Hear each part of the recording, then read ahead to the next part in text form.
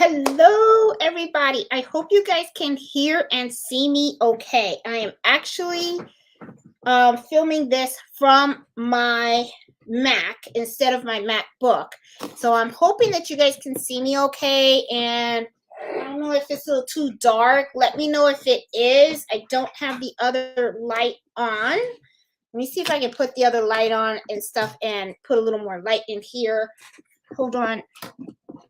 I have just got off work and stuff. So as you guys know, I took another position. So I am now actually traveling to work every day and coming home. So hold on just 1 minute. I just want to make sure I get a little more light in here. I think this is a little bit better. Okay, awesome.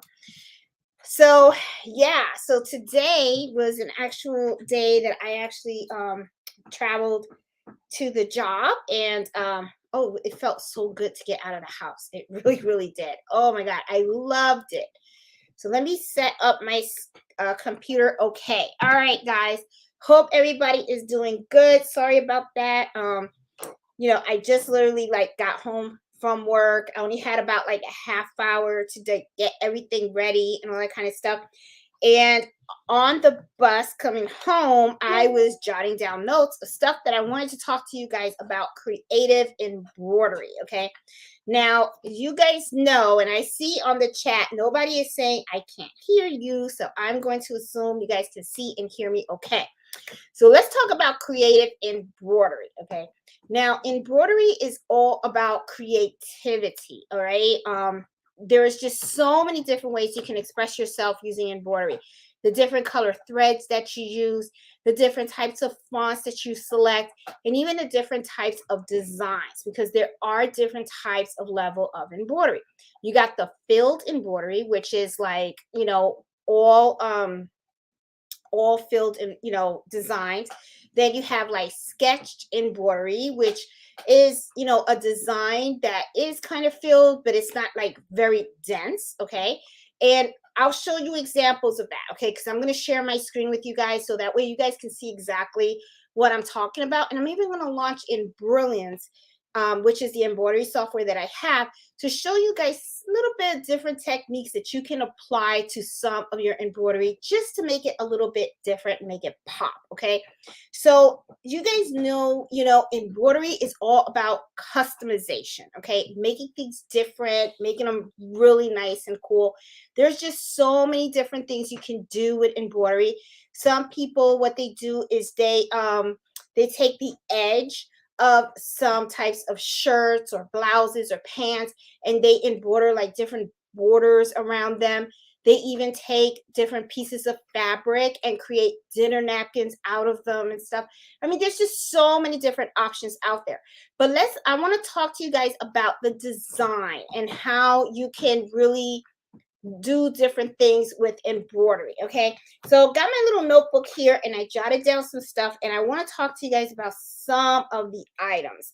Now, the first thing that I want to talk to you guys about is fonts. Okay, now I know some of you guys are probably gonna laugh because you guys are probably going to really relate to some of the things that I'm talking about right here. Is when you are buying embroidery fonts, a lot of times what happens is you go on a site, you see all these fonts, they look really cute, this picture that you see, and all of a sudden you buy it, right? And then you come out and you say, hey, I want to use that font. And let's say you want to spell out a person's name or something like that. You use the font, and then what ends up happening is you look at it and you go, it really doesn't look good. Okay. So unfortunately, what ends up happening is you end up learning the hard way that not every font works for every word. Okay. Because sometimes not every letter looks nice or looks like you want it to. Okay. And I'm going to share my screen. Okay. Because I want you guys to see exactly what I am talking about. I'm going to share in Brilliance. I'm going to play with fonts a little bit so that I can show you guys different ways that you can use fonts and things for you to think about when you are purchasing fonts. Okay. And let me add this. Okay, great. All right. So as you guys see, I have in Brilliance up, but I'm actually going to hold on 1 minute. And you know what? I'm going to need to do this on my phone as well, because I want to make sure that I can see what you guys see, because I remember once I was doing a live, and what ended up happening was I'm over here talking, telling you guys, look at this, look at this, look at this. And then next thing you know, you guys were like, we don't see anything. And then I accidentally hung up on Miss Banks. I remember that. So let me launch this live on my phone, and I'm going to lower this because I want to make sure that I can see exactly what you guys can see. Okay, so I'm actually going to lower this here. So I'm going to share the entire screen, and let's see, I'm going to change this, and I'm going to make this big. Hopefully you guys can see this, and what I'm going to do is I'm going to open up another screen. Okay, I think you guys can see it. Let me see. I just want to make sure you guys can see everything. And yeah, you guys do. All right, I'm opening up a screen right now. And now what I'm going to do is I'm going to select a font. And one of the things that I want to do is I want to show you guys what I mean when I say not every font looks great, right? Okay, so, and what I usually do to fix it, okay? So I'm going to do my name, okay? My name is Jeanette. And I'm going to pick a font, okay? Like, oh, I don't know. I'm going to pick this one right here that's called Birmingham. And it's 2. It's let's see. Okay. So I kind of do like this font. It's not a funky font. Okay, so let's pick another one. One that I kind of think is kind of funky, all right? Well, you know what? I'm going to pick, you guys be patient with me here. Okay, Laura. Let's pick that name, Laura. Okay, now the reason that I want you guys to look at this is I want you to look at the letter L. Okay, as you can see, the letter L is kind of like curvy. It's not really like really fancy or anything like that. And for those of you guys that don't know, right now, as you can see, the letters are right now very spaced, right? So if you want to go ahead and you want to make them a little closer, as you can see, if you look real close, right where I'm circling, you see those little green boxes, right? Click on the green box, and as you can see, that big rectangle now just does the rectangle around that letter. So what you can do now is you can move it, as you can see. And see how I'm now moving the R? You can move the letters a little closer. Okay. Now, as you can see, I'm not too fond of this L. Okay. So I would prefer like a really nicer L. So what I'm going to do is I'm going to actually go in here and I'm going to remove the L. There you go. And then now I have, I'm going to move this together. I'm going to show you what I usually do when I kind of like don't like the way the first letter looks. So let's say I'm happy with this, right? I like the way it looks. The R should go a little bit more closer here. There you go. Perfect. All right. And I want a different L. So what I will do is I will click on here and I'm going to select the letter L here. And then I'm actually going to select a different font altogether. Okay. So, nope, not that one. I want a script. I want a script font. Let's pick one that I usually like a lot. Oh, let me see this one. Oh, look at this one. This one's cute. So you see, I would take this and then I could move this here. And then what I can do is I can make it bigger right there. Okay. And then what I can do is select the color of both. And then say, I want them both to be blue. So did you see how I fixed that? I didn't really care for the way the L looked. but I just went and I selected the L from another font that I thought was pretty cool, and I just changed it up, right? I didn't have to use the L that comes out. And look, it looks really, really cute. And then what else I can do, let's say we want to make this a little bit fancier, right? I could take this L right here, and let's say that I want to make this a little bit bigger. I can do that. And I can do something like this if I want, you know. So not every font is great for every word, okay? Now, remember, I'm talking to you guys about being creative, okay? Let's say that I like the way this looks, but I want to make it different, okay? Sometimes people come on and they say, hey, how did you do this? Like sometimes I'll have the words, the letters with different colors, right? So what you can do also is, you remember how I told you guys to select these little boxes, the little green boxes, and then you can use that to move it to make the words together. I'm actually going to highlight one of them, and then on the right, okay, and I know you guys can see my little cursor. You're going to select color, and then there you're going to get this pop-up box.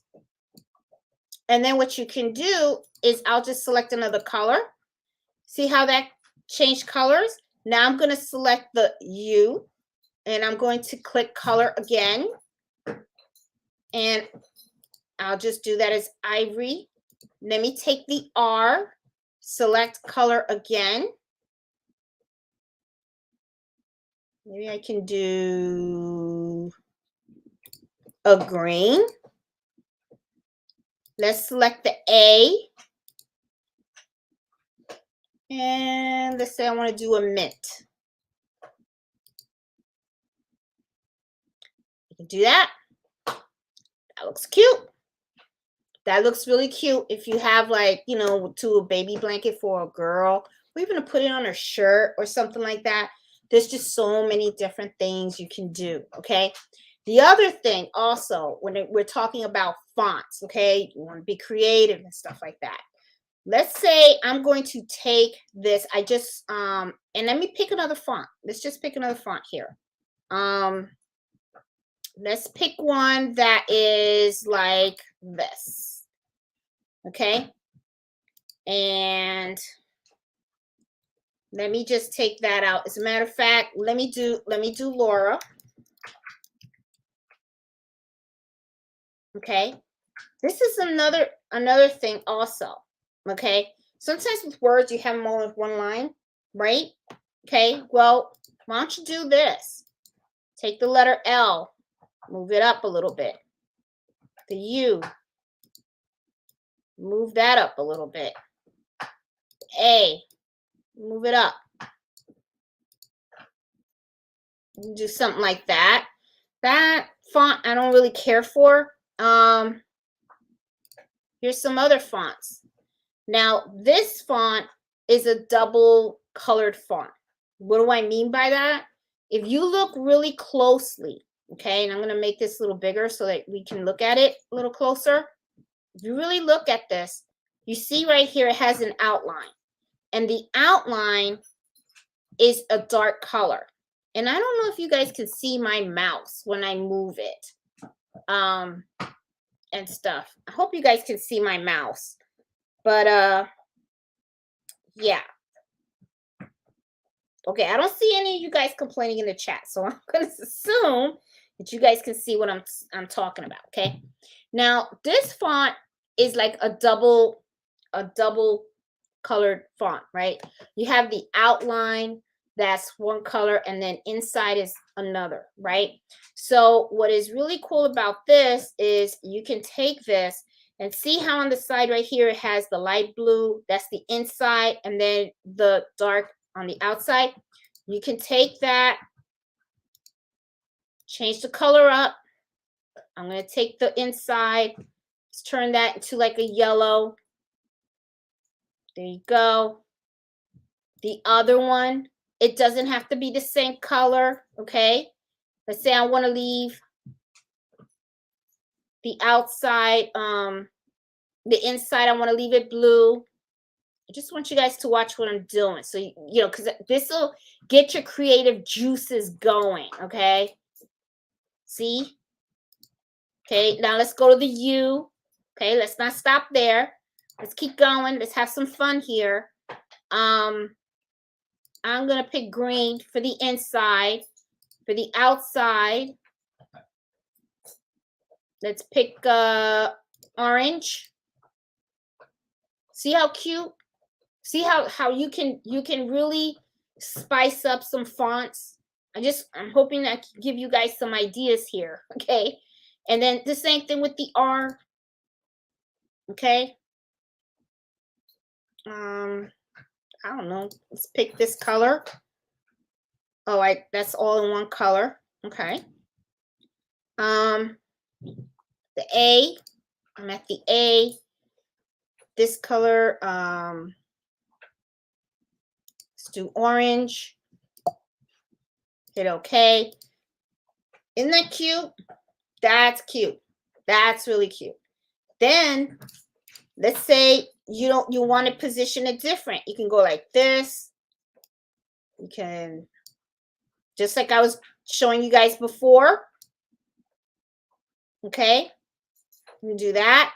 You can also take your letters, okay, individually and put a little curve in them.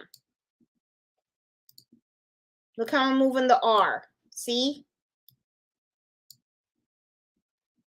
Take the A, move it over.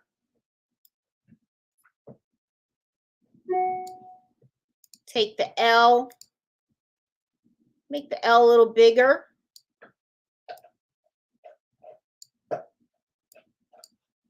You get some ideas here? You know what I'm saying? So there's just so many things that you can do. You can mix them up, okay? Now, something else I want to show you guys also.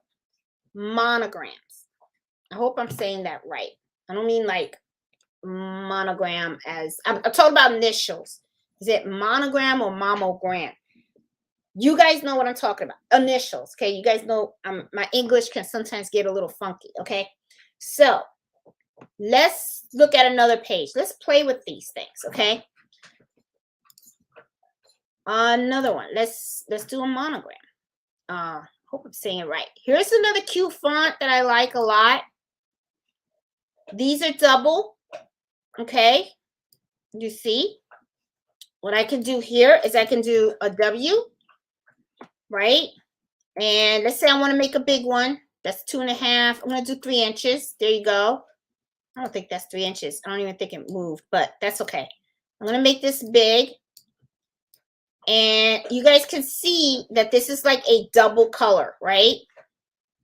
You click on color, you see the 2 colors over here on the side. I'm going to take the light blue. I'm going to make that a red. Okay.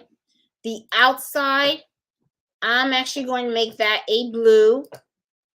Ain't that cute? Okay. So that's one font. Okay. I'm talking about mixing up fonts. Okay. Now I'm going to take another letter because these are my initials. I'm going to do the letter J. Now look what I'm going to do.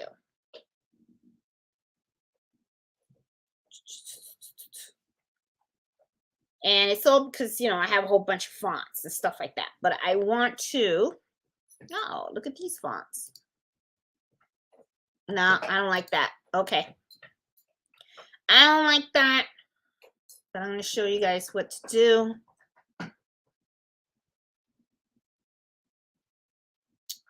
Hold on, because I have a specific font that I have in mind that I want to use. It's called Stacked. It's called the Stack font. So give me a minute. And I know it's a little bit. And as you guys can see, I'm swirling away over here and stuff because I do have a lot of fonts. I do. I am where is it? It's right around here. It's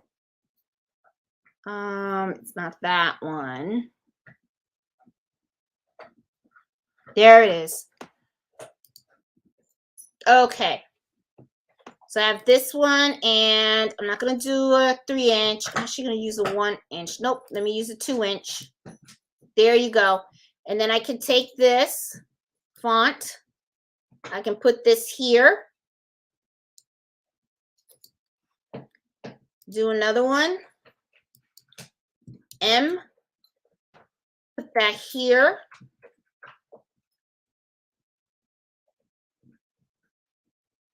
Or what you can do is you can put them over on top of each other, like so.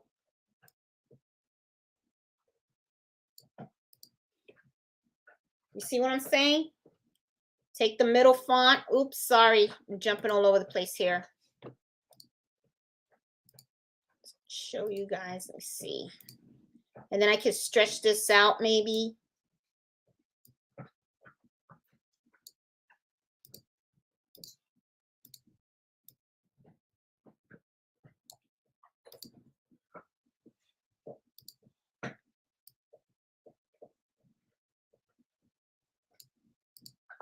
There you go. What do you guys think? Different, right? Different. And then if you don't want to do these type of fonts, play around with different ones. Let's see. See, this is the letter J in a particular font. I don't like the way this J looks. Okay. So that's what I mean when I'm talking about not every font looks right in every letter. That's what I'm talking about. Okay. So, let me see. Then there's this one. You can do stuff like this. Okay. Even though this is about 2-inch. Let me do a 3-inch. Look how nice that looks. That looks nice. Okay. Delete that. And I can just do another one of that. But yeah, gives me 3. But then, okay. Nope. M. There you go. So I can do something like this. And then I can interlock it if I want. Okay. So these are, sorry, Papa. I'm sorry, Mello. So these are just different ideas. Okay. Now, as you know, I mean, I wouldn't leave it in this color. Most likely what I will do for this is I would change the color to maybe a red. And let me change it to a red so you guys can see what it would actually look like if I was to actually do this. Okay. Just so you can see, because sometimes you want to see the color so it looks cute, you know. But see how it looks? And I know you get, you know, I just want you guys to see so that way, you know. This would look cute. This would look cute on a towel. This would look really cute on a towel, like on a bath towel or something like that, you know? Isn't that cute? So different, this is like a different style of, I don't even know if I'm saying it right, initials, okay? So this is what I'm talking about when I say you can get so creative because, and let me just get out of here so I can talk to you guys a little bit about this. Oh, where is it? Okay, stop sharing. Uh-oh. Did I click myself out? Okay, there you go. All right. I think I'm good. Okay. I just have to get my screen back up. There we go. Okay, now I can see myself. All right, guys. So, I just want to get you guys thinking, okay? Because see, this is sometimes what I find that a lot of people do. What happens is you see like a set of letters, and what happens is you think that that's all you have, that that's the only option you have. What I want to do is I want to show you guys can get so creative. Just think out of the box, okay? You don't have to use all the same letters for something, okay? Don't be afraid to change it up. There are so many different styles of fonts out there. So what you can do is you can like take one style and incorporate another style, make it your own. It could become your signature, okay? And don't be afraid to try new stuff. change the colors, change the positions of those letters. Don't be afraid to make one a little higher than the other. Don't be afraid to tilt it to the left or the right. Don't be afraid to make the colors darker or lighter, or closer together or further apart. There's just so many different things you can do when it comes to fonts, okay? I mean, that's one of the beautiful things about embroidery. You can make it your own. You can really take something and make it pop, okay? So I really wanted to show you this, and it was important because I wanted you guys to see when I'm doing this in Brilliance, how I can sometimes play around. So as you saw, I have like a whole library of fonts, okay? Because like a lot of people, sometimes new fonts come out and then I look at it and then I'm like, oh, that's cute, that's cute, that's cute, right? And then you end up buying it and buying it, buying it. Before you know it, your library starts to grow. But what ends up happening is I started to notice that there have been times when I have a particular font that becomes kind of like my favorite font, my go-to font. And then I have all these other fonts that I purchased, but I barely use them, all because at one time when I try to use them, the letters just didn't come out looking good.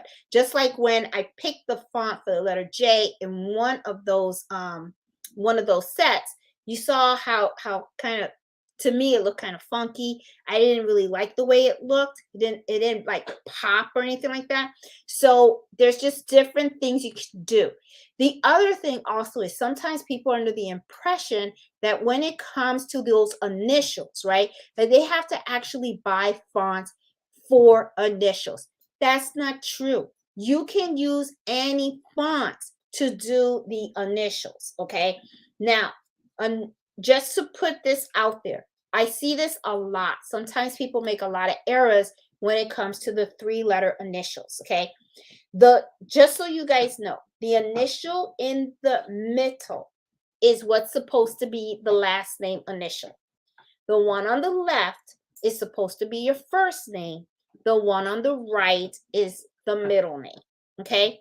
The one in the middle is usually the letter that is that people pop out, okay? That they make it a little bit bigger. Sometimes they make it taller. Sometimes they make it all the same size, but the middle initial is always the last name, okay? I noticed a lot of people make that error. So I just wanted to clarify that, okay? Um, but like I said, embroidery is your own. So if you don't want to put your last name at the middle initial, then don't, but I just want to let you know that's usually the rule of thumb. Okay. So I did want to show you about the fonts, you know, um, change up the size, change up the colors, change the layout. If you don't like the way one font looks in a particular letter, don't be afraid to go pick out another font that probably would be more suitable. Okay. All the fonts that in a particular name or something like that doesn't have to necessarily be from the same family. Okay. I mean, it can be from a different set of fonts. So don't be afraid of that. Okay. Now, the other thing about creative embroidery, all right, now that we talked about fonts, let's talk about designs. Okay. There are so many designs that you can purchase out there. And a lot of times you can take a design, embroidery design, you can break it up and you can actually make it your own. There have been a lot of videos out there where you can take one design, another design, you can merge them together.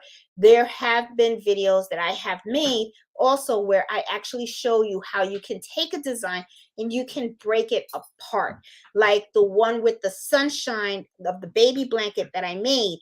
I bought that design. I saw there was a bunch of jump stitches. I didn't like that. I also saw that I love the design of the sun, but what I didn't love was the font that they use at the bottom. Okay. So what I did was I broke down that design. I was able to eliminate the font, put the fonts that I liked and put them on top instead of the bottom.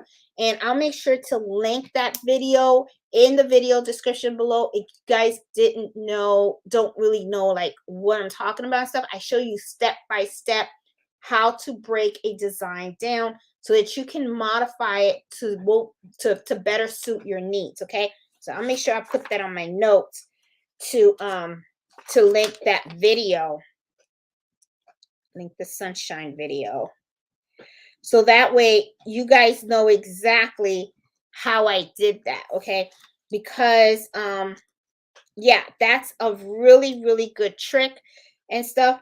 Don't be afraid also to change colors on a design. You know, sometimes what happens is I see that people, they'll buy a design and they feel that they have to use the same color thread that they demonstrate in the actual design.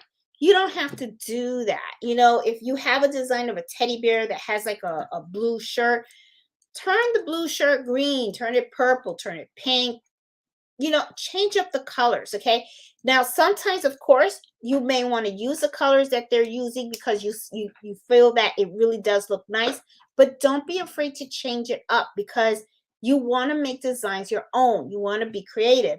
And sometimes what happens too is you'll have a customer that maybe wants a baby blanket and the baby blanket is of a certain color. You want to be able to somehow match the design colors to the actual item. Okay, so don't be afraid of that. Don't be afraid of making modifications to the design or anything. However, though, there is a caveat that I want to make sure you guys understand. Sometimes when you make modifications to a design, it can kind of mess up the stitch pattern a bit. Okay, so you really should try to, you know, you really should test stitch any designs that you make modifications to, because you want to make sure you didn't mess with the density. You want to make sure that it's going to stitch out really nicely.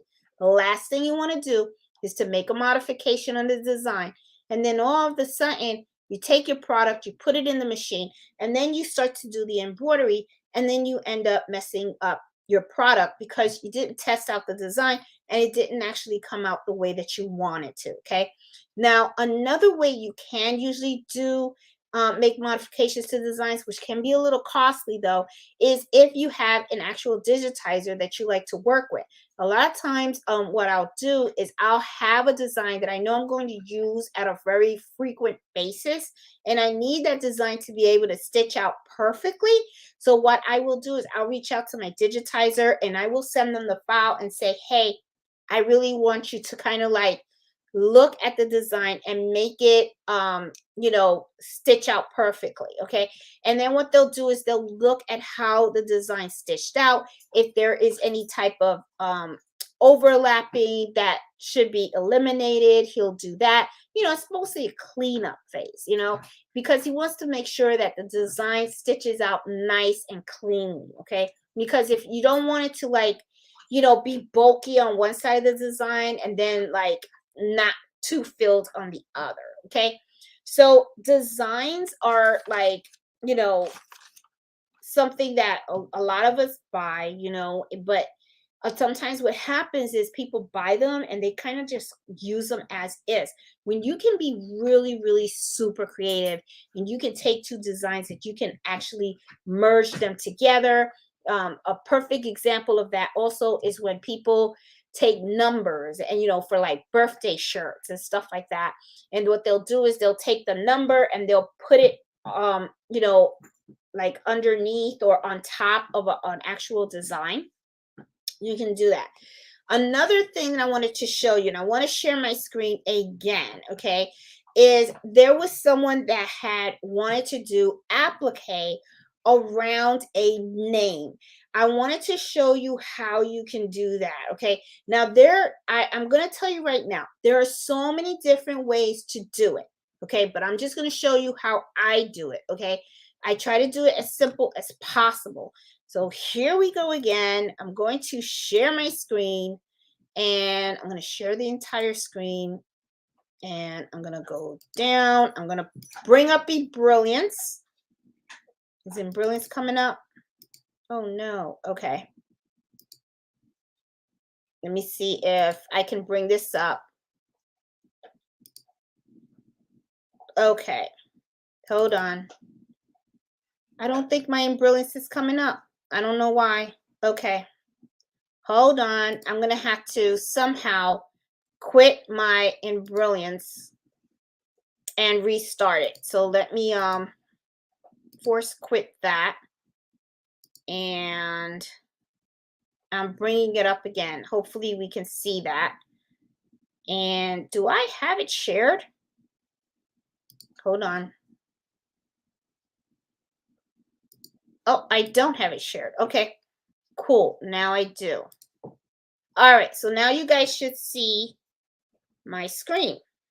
Awesome. Okay, so what was I going to share? I was going to show you how to do an applique around the name. Okay, so what I'm going to do here is I'm going to select a name, and let me do the name of the most favorite person I have on this earth right now, because now that I work out of the home and I go to the office, this dog gets all excited when I come home. So I am going to,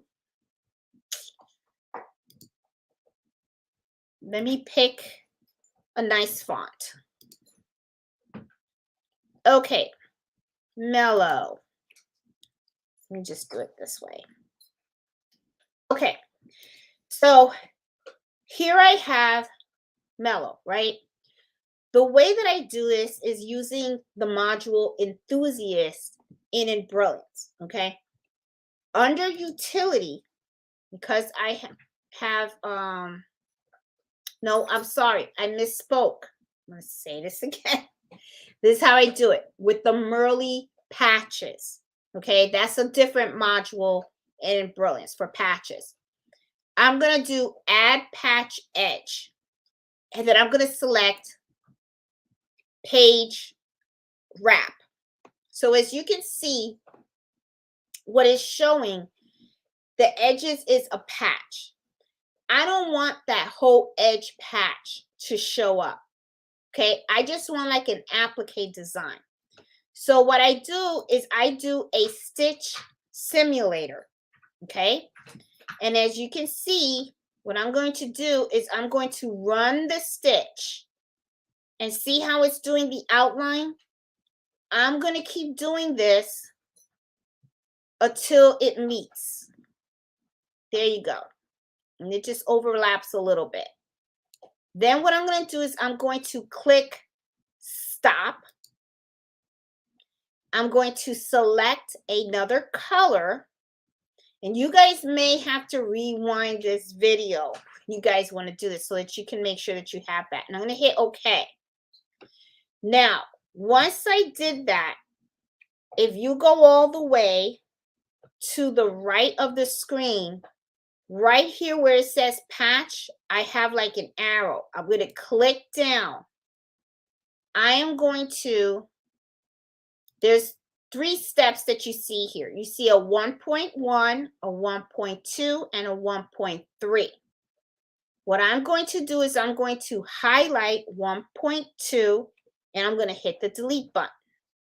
Then I'm right here, that the 1.3 turns into 1.2. I'm going to highlight the new 1.2, and I'm going to hit the delete button. Now, as you can see right now, what I have is I have the word, my Mellow, and I have this outline. Now, you know how an applique has 3 steps.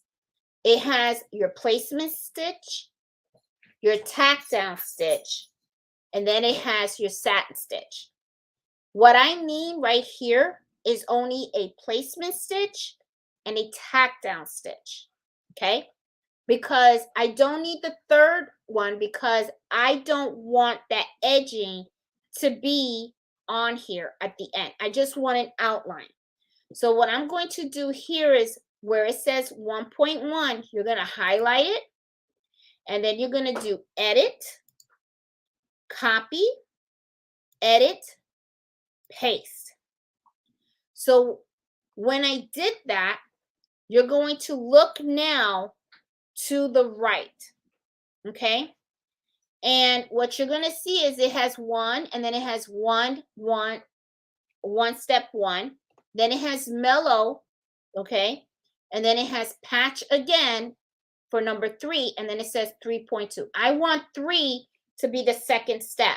So I'm going to highlight number 3, which also highlights 3.1.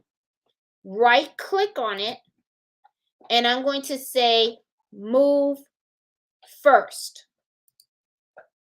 Okay? Now, when I did that, I have patch for 1, patch for 2, and then I have mellow for 3. Because what it is I wanted to do the outline first so I can put my fabric down. Then I wanted to tack it down, which then I'll cut out the fabric, and then I want mellow to stitch out. So what we're going to do is we're going to go over to the stitch simulator, and now I'm going to walk through how it's going to stitch, okay, so that you can see it for yourself. Now I'm going through, and see, this is the placement stitch. This is the stitch that's going to tell you where to lay down the fabric, right? After that, as you can see, it's going to start to embroider it. I mean, again, it does the outline all over again, same spot. And the reason why it does that right before it does, is so that then you go ahead and you cut your fabric. Then comes the blue. Now what it's going to start to do is actually going to start doing the name. Okay? This is another cute way for you to personalize items. See how it does the name? Okay? Because the fabric that's going to be underneath the name, you can really jazz up an item. You can do any type of fabric. You can use a solid color. You can use one with designs. You can do so many different things, okay? So I think that is something else that you can do. Let's see. I'm going to exit that, and let me lower this. Okay? So I wanted to show you guys this also with the font. And let me remove that. Okay, I wanted to show you guys that also with the font, because it's just another way. Now, is there another way that you can do this? I'm sure there is, but that was just the easiest way that I was able to do it, knowing using what I already have. Okay, so I'm not a digitizer. Okay, I don't like digitizing. That's just not my thing. I am a machinist, but I wanted to show you guys that, because that's just different ways that you can really spice up your embroidery. Okay, you can really change it up with the fonts, and that's another thing. You can add applique to your font, and it's very simple.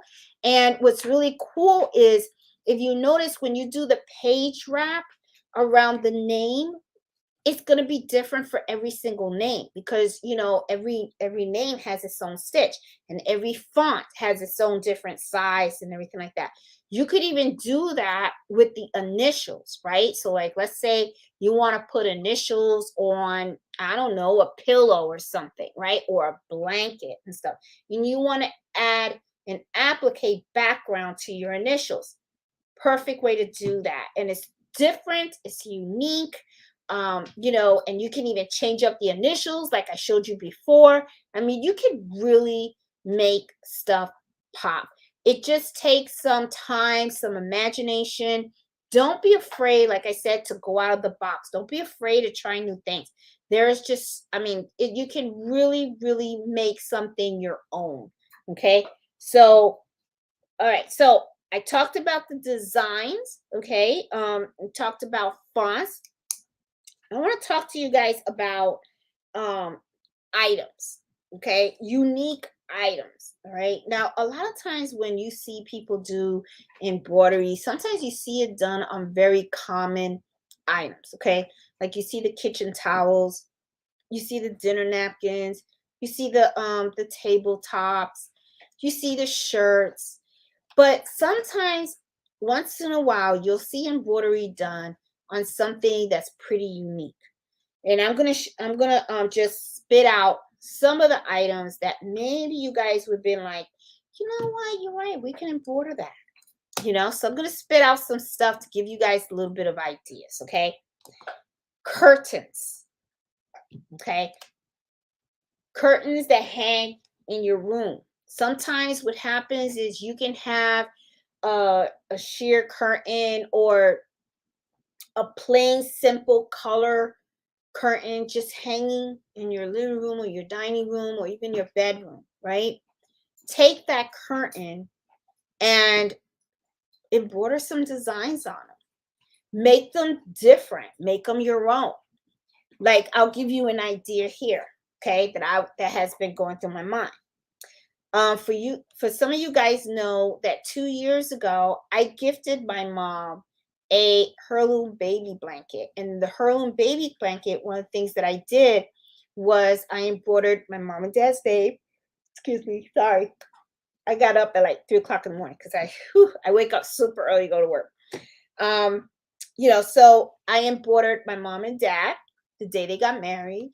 I put down my sister the day she got married, when her children were born, when I had my son, when I was born, when I had my son, when I met Fred, and when Mel came in the family. Think about this. You can take your curtain, okay, and you can embroider all your family's names on each panel, okay? You can turn bedroom curtains into a family heirloom curtain. And what is so neat that I kind of like about this idea is you can put down all the family members' names on it. And because sometimes curtains are so long, there's just so much space on there that whenever you have new family members come in, you can always add them. So I thought that was a pretty neat idea. And then there's so many different fonts, right? The names all don't have to be in the same font. So the same concept that I did on that baby blanket, you can do the same thing on curtains in a room. And to me, I think those curtains with all the family members' names on them would be perfect in one room in the house. And I'm envisioning the family room. Okay? Because the family room is where families gather. So I was thinking you can have curtains coming down with everyone's name on it. And it's special. It's special because it's about family. Okay? So just an idea. Okay? Another thing that I was thinking was pretty unique is but I think it's a little difficult to do, is I do know that sometimes people, what they do is they take shoes and they embroider them. That can be pretty tricky. I do know that they do sell special hoops to embroider shoes, mostly sneakers, on embroidery machines. And I looked into it at one time, but I saw that hoop was like super expensive. Okay. So I was kind of like, that's not gonna work too well, but it's something that's different. All right. The other thing, jeans. Okay. You see a lot of people, they come on, they always say, hey, let's embroider like a jean jacket or a hoodie or something like that. Well, jeans. A lot of times people don't embroider their jeans, and I think that is pretty neat. Like, I do have a pair of jeans that I embroidered, and I put Boricua down, and I have put my little Puerto Rican flag on the side of the jean. But that is something unique. And there's different types of embroidery designs out there also, okay? So, like, let's say, with the curtain idea that I had about having curtains in the family room and in the and you can have your whole family's name embroidered on them, okay? You can do the same thing with oh shoot, I lost my train of thought. I was thinking about it and now I lost it. I lost the idea. I'm tired. I'm freaking tired. I don't have that much sleep. Let me see. Hold on. Hold on. Okay, we're talking about jeans. What the heck was it? Am I having a senior moment? I might be having a senior moment. Oh my goodness. All right. It'll come back to me. It'll come back to me. Okay. Another thing. But I got more ideas down here. It'll come back to me. Okay. Another thing too. Weddings. Okay.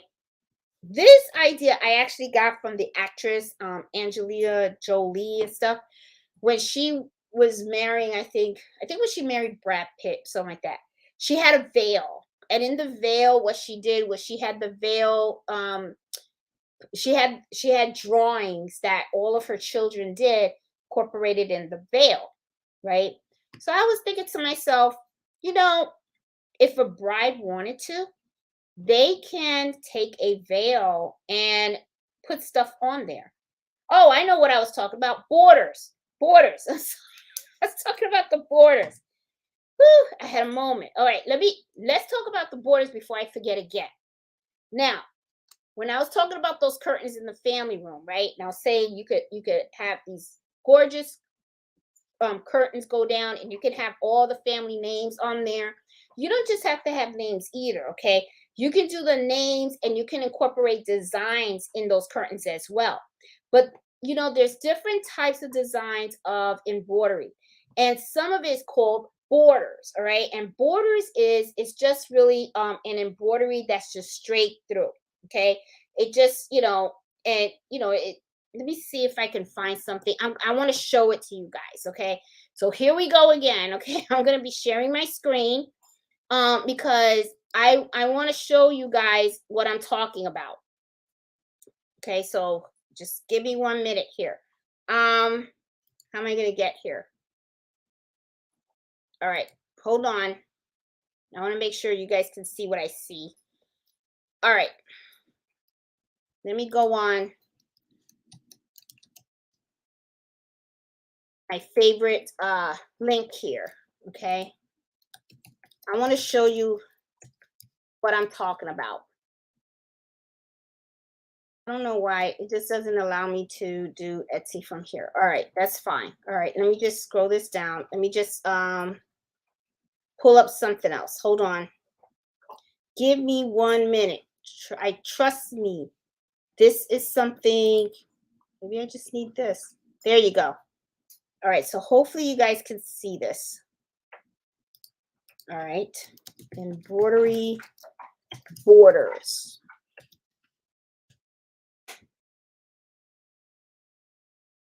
There we go. There we go. All right. Let me get some nice ones so that you guys can see exactly what I'm talking about. There we go. Here we go. Do you see this? You see, I think you can see it. Do you see this? Look at how beautiful that is. That's what I mean by borders. Okay, and they have different styles. Okay, as you can see, they have different styles. You can do this on curtains. Okay, and this is the other thing too. You don't even have to do this just on curtains and all that kind of stuff. You can do this when you're putting people's names on stuff. You can decorate the around the name with borders like this. Okay. Let me see. There was more in here. Look at these. These are nice. See how pretty those are? And look, they have samples of some of the stuff that they do here. Let me show you some of these pictures. See how they did this on napkins? Isn't that pretty? That's a really cool idea. Okay. You can do it on curtains. It doesn't have to be on napkins and stuff. You can do it on curtains. Look right here. They did this right on a tote bag. So there's just so many ideas. Okay. So I guess what I'm trying to say is kind of the same thing like when I'm talking about the hold on, I'm trying to get this so that exit the full screen. There you go. Kind of like let's remove that. Okay, kind of like similar, like I was talking to you guys about the fonts, right? You can do the exact same thing with the embroidery on certain things. So to me, when I was looking at these embroidery borders, I was like thinking to myself, what can I do with that? There's just so many things you can do, right? So when I was looking at that, I was like, you know what? Let's say you have these long curtains, right? And you're embroidering people's names on them and stuff like that. And then you do these little different designs. Right at the bottom of the edge of those curtains and stuff, you can do a border, an embroidered border all the way across. That would look really, really cute. Give it a nice accent and stuff. You could even do it up and down on the edge of the curtain too. So there's just so many different things that you can do with designs. So, it's just something that popped in my head and I was kind of like, this is really, really cute. Different stuff you can do. Now, let me give you another idea also. Um, you know, sometimes some of us have kids and some of our kids like to draw and stuff like that. One of the things that I like about embroidery is that you can do so much customization. And I was like thinking to myself, you could take one of your children's drawings, you get it digitized, and you can actually put that and have it embroidered on a canvas. And then next thing you know, you have hanging artwork. And it's your children's drawings, but it's embroidered. So that's like a really cute keepsake. So it's just something else that popped in my mind, you know. Um, and also, those borders that I was talking to you guys about earlier about putting them on the curtains and stuff like that. You can put them on clothes. You let's say you go to the store and you just get like a plain white shirt, right? It's just plain white shirt, and you have those embroidery borders and stuff. Take the embroidery border and you can embroider the sleeve, go all the way around. You can embroider the end of your shirt, going all the way around. I mean, there's just so many things you can do. Just so many things you can do. You can be so creative. You really, really can. Let me see. I got more. I got more stuff. Oh wow, it's almost 9 o'clock. Okay, I'm gonna go through them a little bit quick. Um, you guys know about the pillow covers, right? There's just so many things you can do with the pillow covers. Patches. You can really make some unique patches with those borders and stuff like that, and playing around with the fonts and everything. You can make some really, really different patches. They don't just have to be simple, plain, all the letters are the same and all that kind of stuff. You can really make cute stuff. Um, let's see, another thing. Okay, another thing that I wanted to mention, you guys, when you are doing embroidery, a lot of times people just use thread, right? Mix it up, put some rhinestones in there. Okay, nothing wrong with that. I bought a sheet of rhinestone, and there have been times when I'll embroider something for a friend of mine, and then after I'm done with the embroidery, I'll put a rhinestone here and there around, around the design. You don't have to put too much, but just some to pop out, just to give it a little spark. So, who says embroidery just has to be thread? No. I mean, you can add a little sparkle in there. Some people do add the sparkle using heat vinyl transfer. Okay. The sparkly heat vinyl transfer in there. I mean, you can put some rhinestones in there too. So just be different, be creative. The other thing also is 3D puff embroidery. That's another way to make things pop. Okay. If you have a design and there's certain portions of that design that you would like to use, turn it into 3D puff embroidery, you could get with a digitizer, talk to them, let them know what portion of the design you want it to pop. They can redesign that embroidery file so that you can add the foam to create that 3D puff embroidery effect within the design. You see that a lot. If you go to Lids where they sell the baseball hats, you'll notice that a lot of those designs is not just embroidery, it's embroidery with a little bit of the 3D puff embroidery in there.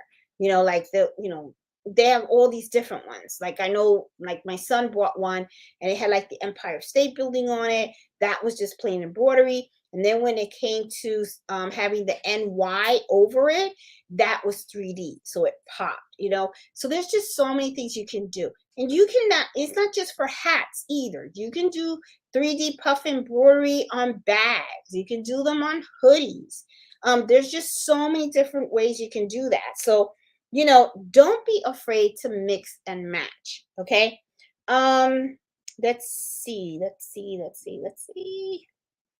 Um, and I think, okay, I talked about embroidery artwork. Okay.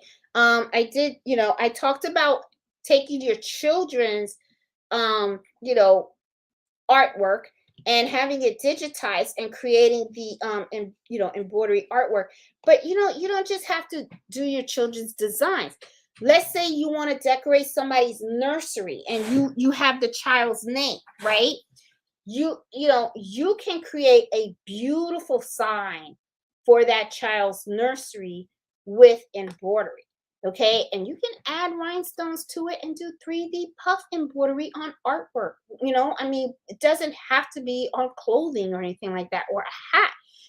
That would be really cute if you do a design and then the name is in 3D puff embroidery and then you have it framed. Oh, that will look really nice in a nursery. I mean, they would be like, "Oh, that's nice. Different. It's different. You're being creative." Okay. So, yeah, so that's some of the stuff I wanted to share with you guys today, because one of the things that I was thinking about this week was, a lot of times what happens is people like doing embroidery, but then sometimes it's like you're doing the same stuff over and over and over again, right? But I wanted to give you guys some things to think about so that you can take your embroidery to the next level, okay? You don't have to do what everybody else is doing. You can take embroidery and you can give it your own little type of flavor in there to make it pop and make it your own, okay? And to be honest, it's all about uniqueness and customization and stuff. So, anyway, I really hope you guys like the ideas that I shared with you and stuff. So, because I kept thinking on the bus coming home from work about different ways that people could do stuff. And I was looking at the folks on the bus and looking at their clothes and looking at like their bags. And I was like, if I had the chance to take one of those items and put it underneath my embroidery machine, what would I do to make it different? Like, and then when I came home, I was looking at my curtains and that's what I thought to myself, that would be so awesome to like, have curtains in your family room that kind of represents your family. That would be like so cool. And think about how special your family members would feel looking at those curtains in your family room with their names on them. They would be like, oh, they would feel so at home. It's such a warm feeling and everything. So I don't know. It's just something that I thought about. And I was just like, oh my God. And another thing too that I was thinking was that would make an awesome gift for Christmas for a grandmother or a grandfather. Okay. To like, I mean, for grandparents, right? Like how I gave my mom the blanket with the whole family tree and stuff like that. So, for grandparents to get curtains to put up in their family room with the entire family in there, even maybe add their siblings, their aunts, uncles, cousins. I mean, that's like so super cool, you know? Because to me, it would be so super unique. So it's just an idea that I wanted to share you guys because I really like that curtain idea just like popped in my mind. And now it's like I'm even thinking of just getting like maybe two blank white curtains and decorating my bedroom with just my family's names on them. And, because I thought that would be really cute. It would be something really special and unique. And it's something that you can add on to because curtains are pretty long. Okay. And, as families grow, you have all the space to keep adding the names and stuff like that. You know, and you can always even buy another panel if it gets that big of a family. But it's something that, is really different and something that, it's cool. Anyway, but I just wanted to share that with you guys and stuff. So I am, my hour is up. So I am going to, as always, go down the chat and say hi to everybody because I always like to say hi to all you guys to see how you guys are doing, answer any questions and share comments and stuff like that. And before I do that though, hi Mello, how are you? You want to say hi to everybody? You do? Okay, here you go. So I don't know. He's out of breath. I don't know what you did while you're out of breath. And he probably got into something that I don't know about. And I guess I'll find out later, right? Yeah. He did. He got into something. Look at that smile. That's a naughty smile. Okay, so at least he got into something. So yeah. So what did you get into? I wonder. Okay. So yeah, you distracted me, Mello. Now you distracted me. All right, so let's go down to the comments and let's say hi to everybody. Ready to say hi to everybody, Mello? Are you? I think he is. All right, so let's go down to the comment section and say hi to everybody. Let's see. Haymarket, I see you could tell I'm tired. Hanging. Oh, before I wanted to talk about the gift list. Okay, we have exactly 57 participants in our gift exchange. Okay, and it is really, really growing. I want to thank everybody that has signed up. There is still time to sign up because I am leaving it open plenty of time. I believe it does close on the 27th of this month. So you have 7 days left to sign up on the gift exchange if you want to. Okay. Now remember, in order for you to sign up for the gift exchange, you do have to be a member of the Facebook group. Make sure that you read all the rules and regulations. Please do not join if you cannot commit to making and sending out a gift to someone. Okay. The whole purpose of this gift exchange is so that we can make sure that the other person gets an actual gift. Okay. The gift is something that you're going to make, not buy. Okay. But if something happens, you got to buy it, then okay, I got it. But I want everyone to be able to be creative in whatever craft they feel comfortable in. You can do sewing, you can do embroidering, whatever and stuff. So yeah, I did check the list the last time. We were at like 57 participants, which is like that's a lot of people. But yeah, I'm pretty excited about it. So like I said, the last day is on the 27th. All right. So I think it's next week. Next Friday, I will make sure that I bring that up right in the beginning because then the very next day it closes and then the names are going to be drawn. All right. So just wanted to make sure that I let you guys know about that. So remember, if you do sign up, you have to make sure that the name that you signed up with corresponds with your Facebook group. Okay. Because I am very conscientious about the accounts that join that Facebook group. I don't allow new accounts to join on it because there's a lot of scammers out there. So I'm trying my best to make sure that everyone that joins is legit and everything like that. So yeah. So wanted to share that with you guys as well. And the other thing, now that I remember, I don't know if you guys see this, but that box that you see right there, that actually came from Missouri Star, and that is their Christmas boxes. Okay, so you had to order it in the middle of July. I think it was July, stuff like that.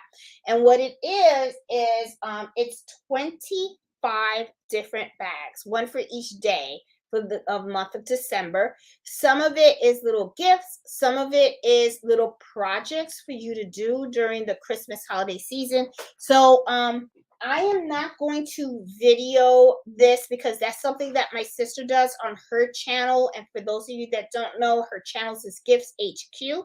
So I'm sure that she is probably going to be doing a lot of videos on that, because last year what she had did this, and she opened up the bags as the days came and stuff.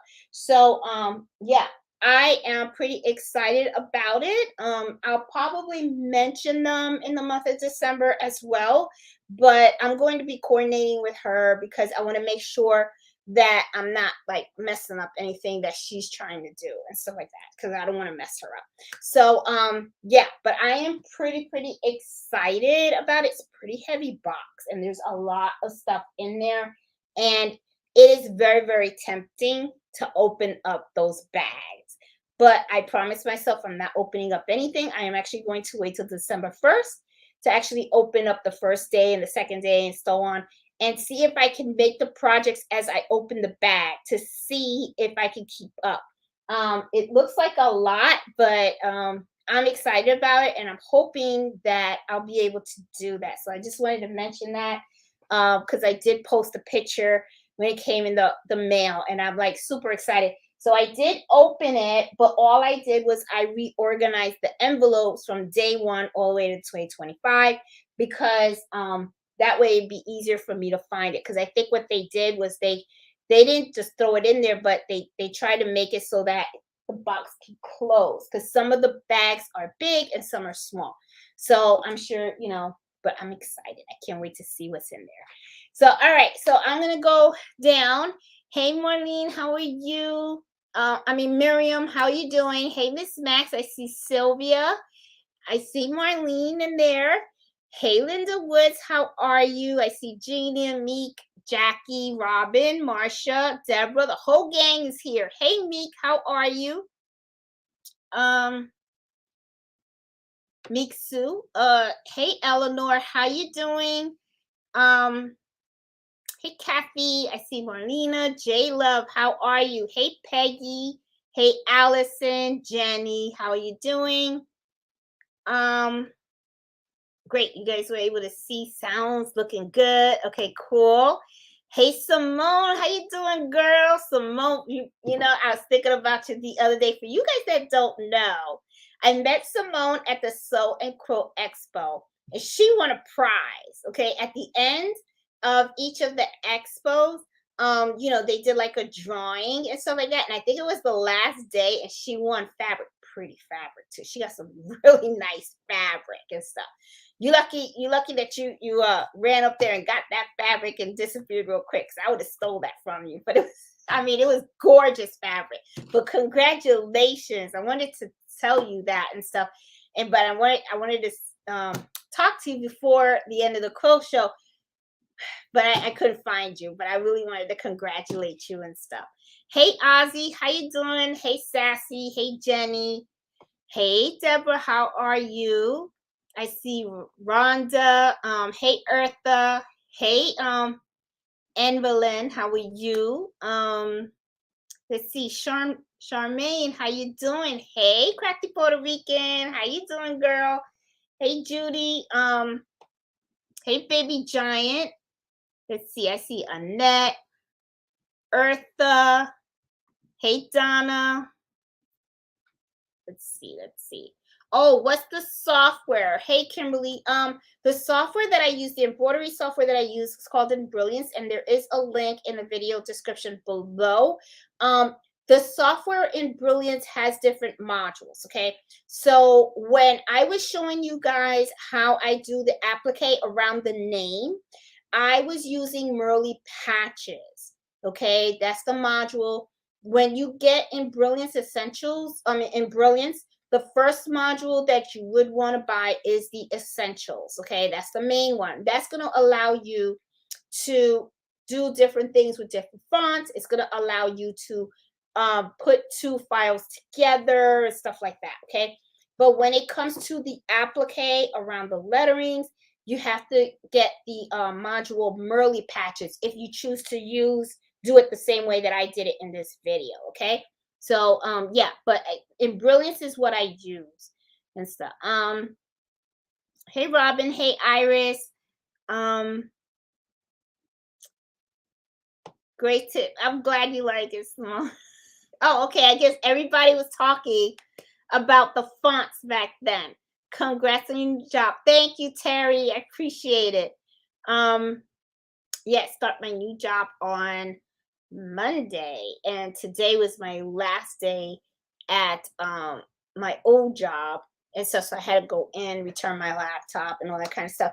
And what I love about the new job is I'm not going to be teleworking anymore. I'm not going to be working from home anymore. I am teleworked out. Okay. I can't do it anymore. I don't want to do it anymore. I like people. I want to go out.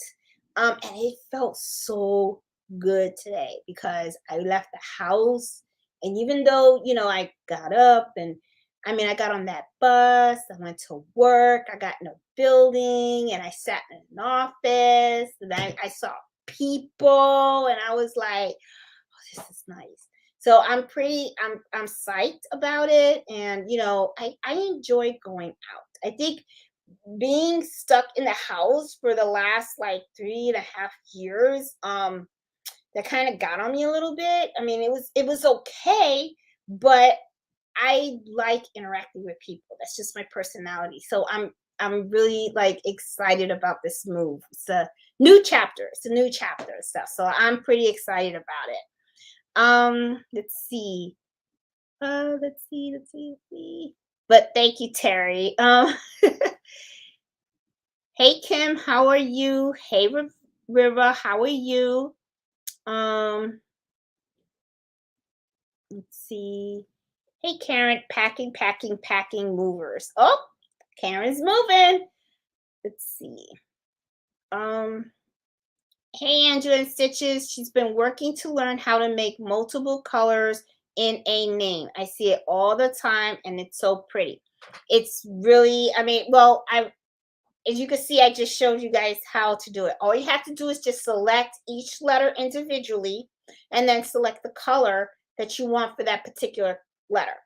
And what I really like about that method is that you can pick any font. You can pick any font that you want to use to do that in. So, and that's what I mean is that you can be so creative. You really, really can and stuff. So, yeah, let me see. Did you start the new job? I start my new job on Monday. I actually started on Monday. Yeah. Oh, thank you, Angela. Yes, if you guys liked the information that I provided you guys today, please hit that like button because that really does help the channel a lot. It really, really does. Seriously. So, yeah, I would really appreciate that and stuff. Thanks, Angela. I appreciate that. Hey, Sassy. Sometimes play around. I spend more time playing around with designs when I should be sewing. Sassy, it's kind of a catch-22 on that. Okay, I sometimes find that I spend more time trying to develop new designs and create how I want stuff to be before I actually get to the sewing part, which kind of does make sense, okay? Because a lot of it is, you want, before you turn on that machine to start stitching, you want to make sure that you already have the design that you want to stitch, okay?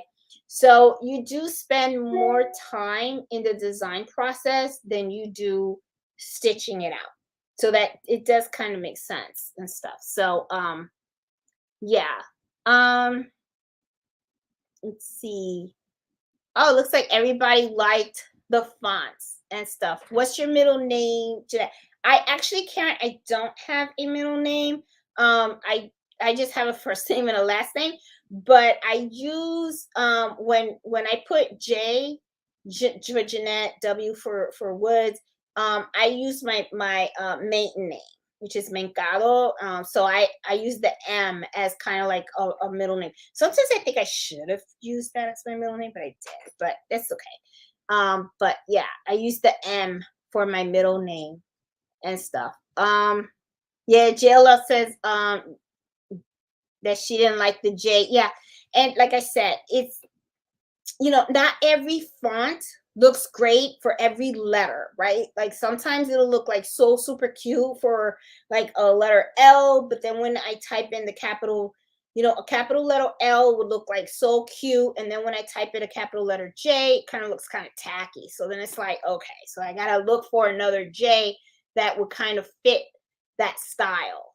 So don't be afraid to mix them up. Okay. Don't ever be afraid to mix them up. um be creative, just do different stuff. um yeah, Judy's right. She said the W that I did that had like the little checker box, she said that would look cute in black and orange for Halloween. I agree. Yeah, that would have made a really cute Halloween font. um Iris said, I find myself looking for that perfect font for a project, and after I buy it, I don't like it. And it's the same. It's the same. I usually have like fonts that I use repeatedly all the time because for some reason, without fail, they always look great. Okay.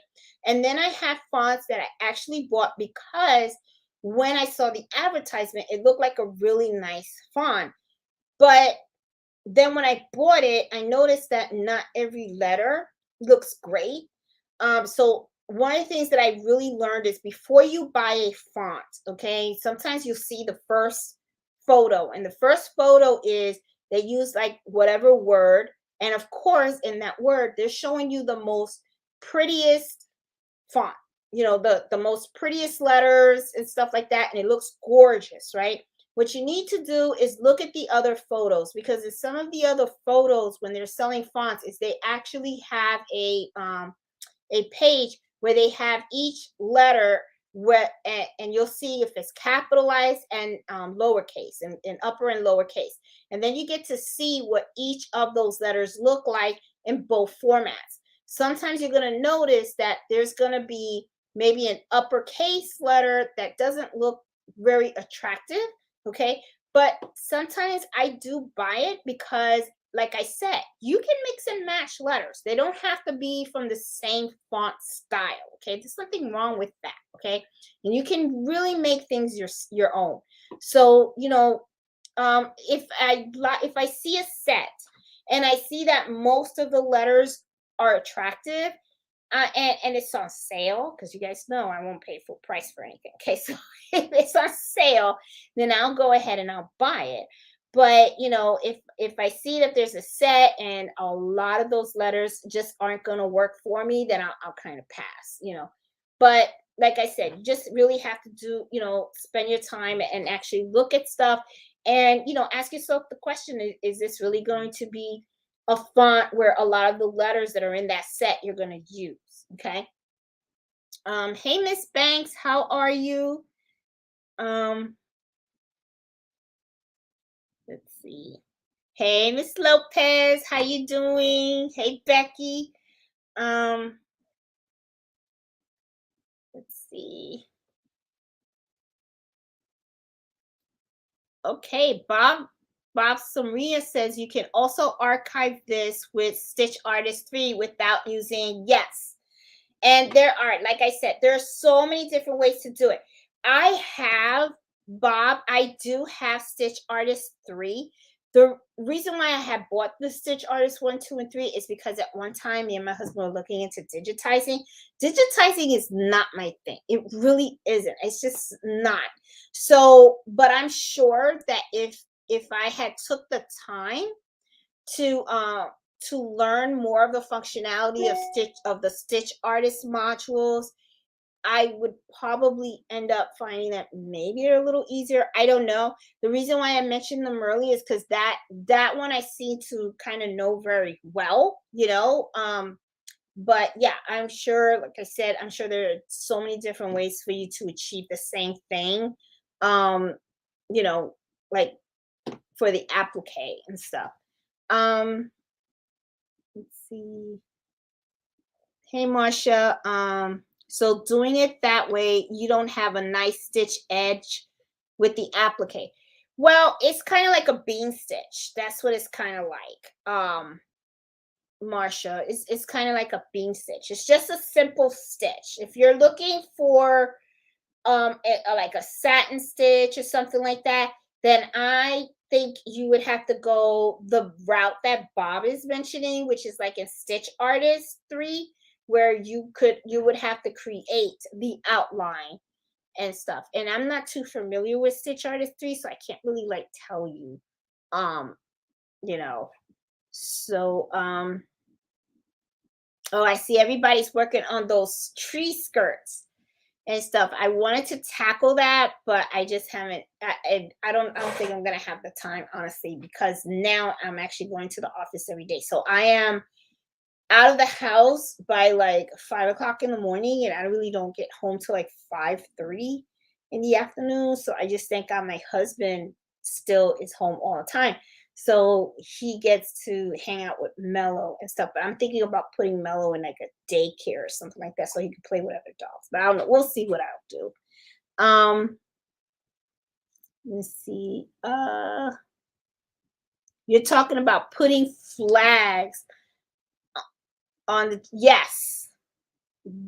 Yes, Bob. That's what I did. I had put I took a design of Puerto Rican flag and then I put it like on the pant leg of my jeans and stuff. But you can do like so much, you know. I mean, you can really, really do so many things. Um oh, and Miss Banks says a lot of those designs they work well on pillowcases, blouses, and towels. Yep, they do. Um Let's see. Hey Karen, how are you? Here late tonight. Have to catch up from the beginning. Remember to hit the like button if you haven't subscribed. Oh, thank you. Hey C McKee, how are you doing? Hey Walk by Faith, how are you? Hey Tammy, love patches, but a little timid. Don't be intimidated. Tammy, don't be intimidated by it. I mean, just look at it as a challenge and just do it, and you'll learn. It'll eventually get easier for you. Don't worry about that. I mean, we all make mistakes. If you screw up, so what? Do it again. That's all. Try different and just do it again. You'll be fine. I mean, you know how many patches I messed up before I actually got them right? I mean, it's like, eh, it's part of life, right? That's how you learn and stuff. Let's see. How do you do a border when it's so long? Can you add the same border to make it go all the way around? What you would do, Marlene, is you would have to rehoop several times, right? So what you can do is you can copy and paste the border and you can connect them, but you would have to do it so that it can work within your hoop, right? And then once it in borders, you would have to take it out of you would have to rehoop the other portion of your fabric, and you would have go that way, okay? But it would be a long process, that's for sure, because you would have to do a lot of rehooping. And if you think about it, I mean, if you've watched the video of when I was doing the heirloom blanket for my mom, I think I rehooped that blanket about, if I remember correctly, I think it was 20 times or 15 times, something like that, where I rehooped it because for every single design, for every single name, date, and everything, there was a different spot in that blanket that I had to embroider on. So I was constantly hooping it, embroidering it, taking it out, rehooping it, embroidering it, taking it out. So you would kind of use the same concept with a border, okay? Because the border is going to be only so long as your hoop, okay? So once you embroider it, you would take it out, then you would rehoop it, and then you would continue to embroider it and rehoop it, and so on. So it's constant, and you're also going to have to be very careful with placement as well, because you don't want to be bordering. You have your embroidery going this way, and then when you hoop it again, the next border goes this way. You want it to go a straight line, okay? So in those situations, depending on the machine that you have, If you have something like I have my 10 needle, I would scan it to make sure that it well aligns.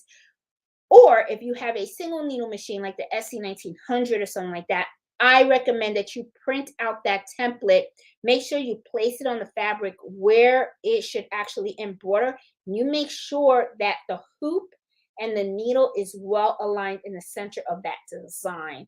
That way you can make sure that you have a smooth, um, continuous border on your design. That's how I would do it. Um, yeah, maybe I'm thinking I should do a video on that. Maybe, yeah, to show you guys how you could do a continuous border and stuff, because that would be kind of cute. I could take a piece of scrap fabric and then show you how to do it, if anything, on the SC1900, which is a flatbed machine, because to me it would be a little more complicated, and it's not really complicated, but to know how to do it.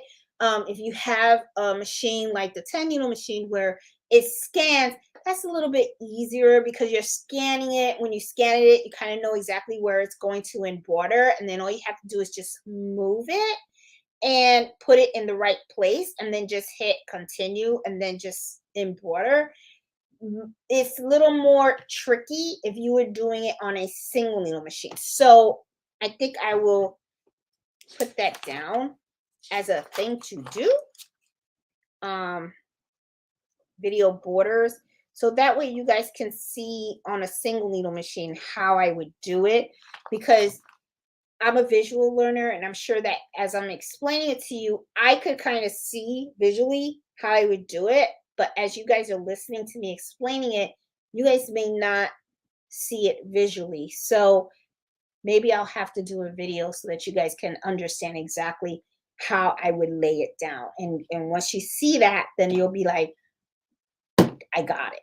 I got it. And then you guys are going to go around the house and you're going to embroider everything with borders. Okay. And then your family members will be like, what the heck? And you'll be like, well, Jeanette taught me. No, I'm just like, um, let's see. Oh, everybody's talking about those tree skirts and stuff. And because you guys are talking about those tree skirts and stuff, think about this also, right? I'm like getting antsy all in my chair. Think about this also for Christmas, right? You decorate your house for Christmas and all that kind of stuff and everything. There are so many cute embroidery Christmas designs. What you can do is you can embroider your own Christmas curtains. That's another option. You can just go and buy white panels, and then you can just embroider different Christmas designs down the panels. You can make Christmas, Christmas curtains. Just saying, I'm telling you, there's just so many things that you can do, create, with embroidery. I mean, it's a lot of times people, when they think of embroidery, they think, to me, it's not boring, because you make money off of it, right? Because I do. You have people come to you with a business logo, you get it digitized, and they want it on polos, they want them on shirts and all that kind of stuff.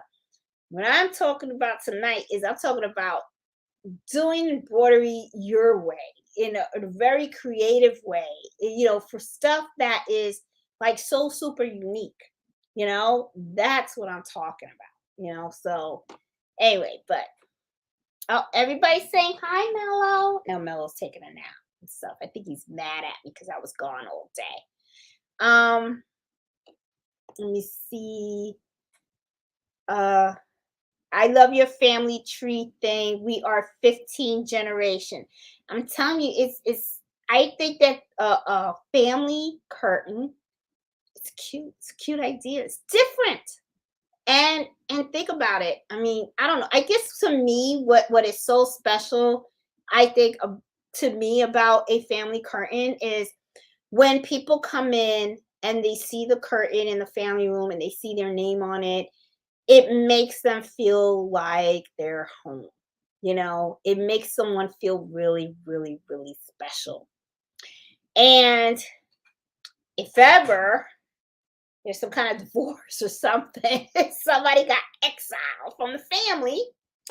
Well, we have the Peggy Stitch eraser. Okay, so you can go ahead with the Peggy Stitch eraser. Just make sure that you don't cut the fabric, and you can undo the stitching of that person that's no longer family. I just say, I mean, hey, that's why we have pencils with erasers, right? So we got the Peggy Stitch eraser, which erases the embroidery. So anyway, but I'm just kidding. Hopefully that never happens and nobody wants to like look at the curtain and say that name's gotta go, okay? Or put a patch over it or something. That's another thing too. What makes you, now I think about it, joking around and everything. You can do a curtain with different patches. That's a cute idea too, and you can sew the patches on the curtains. That's another cute idea. Or you can mix it up. Patches with designs. I mean, there's just so many things you can do. It really, really, truly is. And it doesn't even have to be like Christmas curtains and stuff. You can do them for the spring, summer, or for kids with their siblings' names on them, or their best friends' names on them. I'm sorry. Best friends come and go. Friends today, not tomorrow. I don't know. So maybe that wouldn't be a good idea, because you never know. Because especially with little kids, because they change friends a lot sometimes. But you guys get the idea. Mm.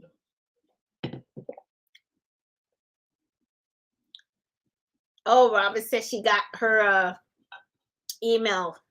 The Advent quilting box is exciting. Yeah, Danielle. I purchased this box myself for the past 3 years. I'm pretty excited. Now, I will tell you this. I do want to peek, but I'm not going to do it. I'm not peeking. I'm not opening those bags. But I am pretty excited. This is my first one. Okay. I never did them before. And I know of Missouri Star. Okay. Because this is the one from Missouri Star. I would like to know of other companies out there that do this as well, because if I know of anyone out there that does it as well, and if you do, please put it in the comments, because I would like to explore other ones as well. So, I've heard of subscription boxes and all that kind of stuff, but the problem that I have is I don't want to join prescription boxes, because I already got a lot of fabric that I have to do. I already got a lot of projects that I start and then I don't finish them and all that kind of stuff. So it's like, I got to get it together, okay, before I start bringing boxes home of different stuff, okay. And there was something that I was playing with. I'm working on a video where I'm going to show you guys about doing holiday coasters. Okay. Because as you guys know, I have the 12 Days of Giftmas series. Okay. So every week, another video is going to be coming out and stuff. And I have 3 videos that I have to do. And I keep saying it, and I have to do it before I start my new job, because I don't want anything to get in the way. So this weekend, I will be videotaping 3 more videos, and then I have my full set of 12 days of Christmas, and every week a video is going to come out until the 12th, December 12th. Okay, and I'm hoping that those videos give you guys ideas of things you can make for the holidays as gifts and stuff like that. So yeah, but yeah, let's see. No, I did not peek, Jackie. Now I was tempted though, but no, I didn't do it. I did not do it. I just reorganized them. Now I may have felt the bags a little bit, to see what was soft and what was hard and all that stuff in there. And I may have shaken a couple of them to see if they had anything loose in there. But I did not open them. I just reorganized them and felt them up a little bit. Okay, let's just say that. That's what I did. All right. I just did that, but I did not open them. Let's see. I was gonna do the Bella box. I don't know what a Bella box is. I gotta look that up and that. I gotta find out what a Bella box is. Um,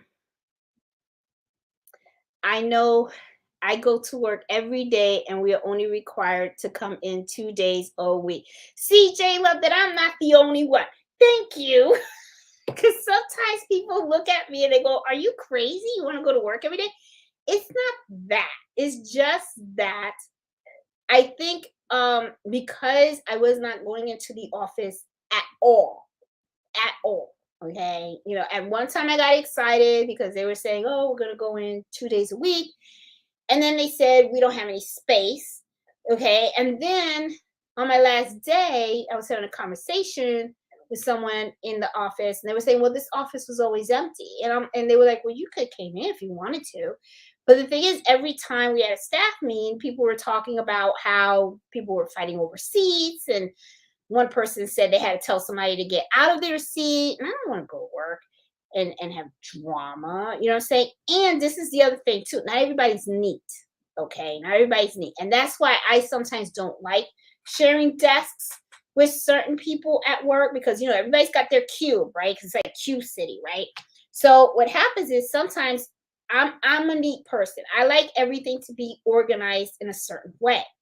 And then I have had coworkers where you see their desk and it's like stuff everywhere, right? Now, that stuff everywhere kind of sometimes makes sense to them because they know where the stuff is because that's just their stuff, right? And they're okay with all the clutter and they're okay with all that kind of stuff.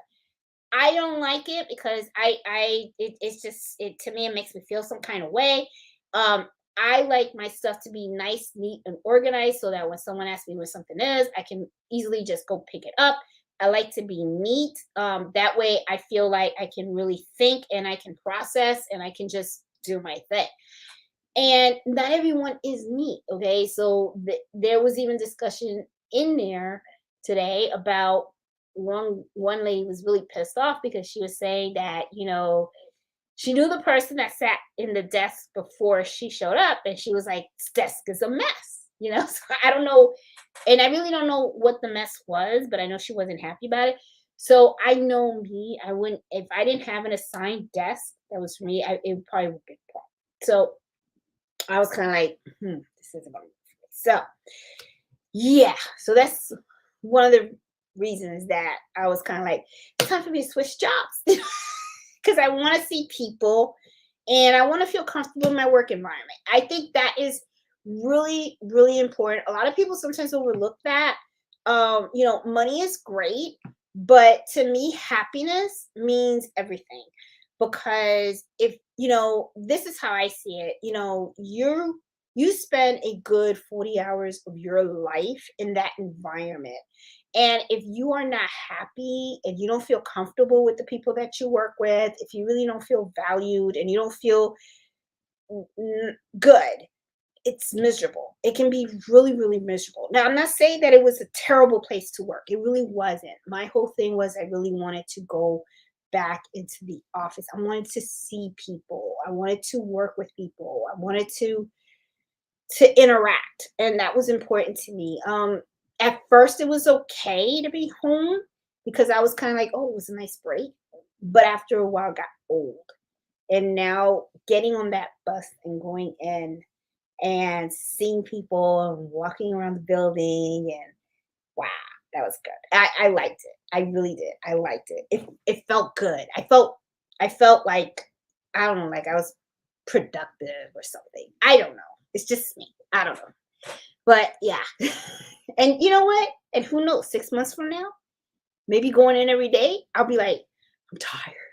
Because I could see I'm gonna get tired. And I could see that. And it's okay. It's a good tired. My husband was a little concerned because he was like, you got your YouTube channel and you got your business and stuff. And when you get home, you're gonna be exhausted and you gotta work. It's true. But I looked at it like this. I'm going to take my time and I'm going to do what I can at my pace and it'll be fine. It'll be fine. So yeah. So I'm gonna do me. I'm gonna do my thing, and I know it's gonna be okay at the end. It is. Um. So anyway, I'm sorry. I didn't mean to bore you guys with that. But anyway, um, let's see. Let's see. To get let me see. Ooh, 100 watching and only 14 likes. Really? I only got 14 likes. Oh, that sucks. You guys didn't like what I shared with you guys tonight. Oh. Well, I hope you guys do. I mean, and stuff. And if you guys have ideas of things that you would like for me to explore, let me know because I mean, you know, I like to show you guys, but I don't mind learning myself as well. You know what I'm saying? I don't have a problem exploring a topic that I'm not familiar with. We'll learn together. I'm okay with that. I love embroidery. I mean, I think you guys kind of know that. At least those that have watched me for quite some time. Love, love, love, love, love it. Okay. Love doing different things, being creative and seeing things like just happen. So I really love that. But yeah. Hey Denise, how are you? Um,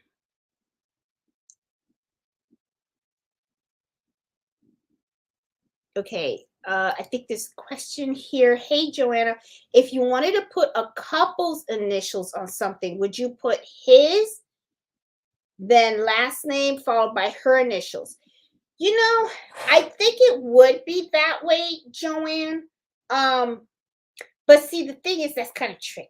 Okay, because you know you know, how it is nowadays. Okay, sometimes you put the guys' names first, then people get pissed off. They go, "Why you put the guy's name first? How come you didn't put the woman's names first?" You know what I'm saying? So, what I would do, and then also, even on wedding invitations, I've even seen it reverse. Like sometimes you'll see the guy's name first, then you'll see the girl's name. I really don't know the answer to that. And Joanne, the way I would answer that is I would say ask them how they want it. That way you know for sure it won't go wrong. Okay? Ask them. Because some couples different. Like with me personally, I would put Fred's name first and then I would put my name, right? But then you have some couples where the women want their names first. It means a lot to them for some reason to have that, which is okay. So I would say play it safe, and I would just ask the folks that you're actually creating the design for and see how they want it. That's what I would do. That way you can't miss it. Okay, it's not because everything's different. And the thing is, too, is sometimes a lot of rules go out the window because, like even with the uh, the initials, right? And I don't know if I'm saying it right, if it's monogram or mammogram, whatever, but the initials, right?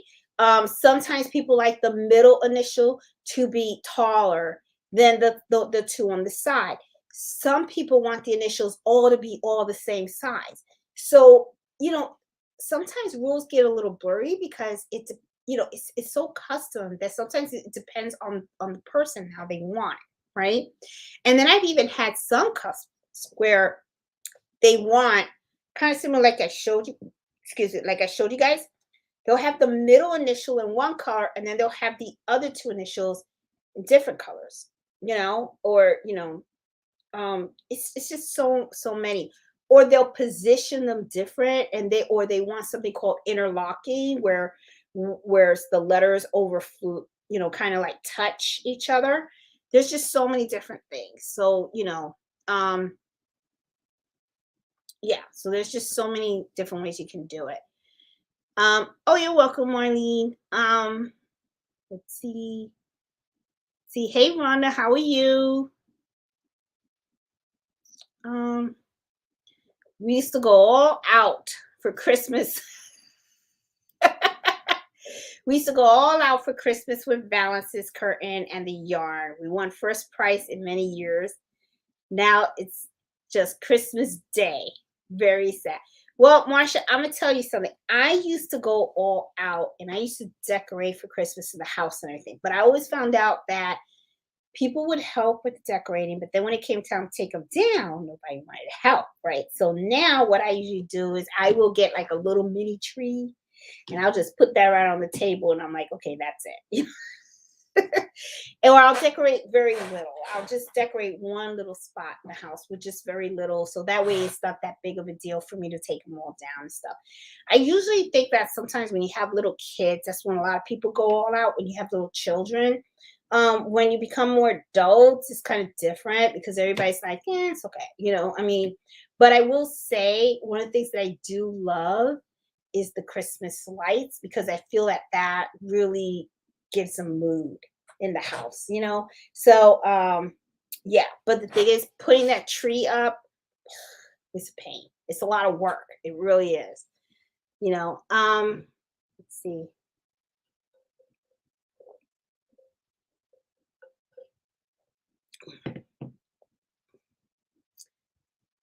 Oh, Crafty Pants. Mr. Crafty Pants did a Halloween cricket type box with vinyl 143. Pretty nice. Then he did one of the projects in it each night for 7 days, and so you could craft along with him. Oh, that's pretty cool. I gotta check him out. I've heard of him. I have to check out that channel. Um,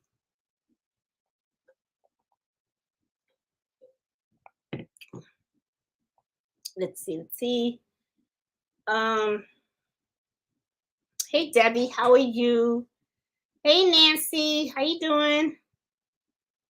I mentioned you, Nancy. I know you're late and stuff. I don't know if you heard, but I know you're getting your gift box of that. And I was telling everybody that last year you did the opening, so I'm sure you're gonna do openings this year too. So I'm not doing any of the openings because that's your jam. So, I was just telling them. So for you guys that don't know, this is my sister, okay? And her she's Nancy, and that's her channel, Gifts HQ. She does lives on Saturdays at 12.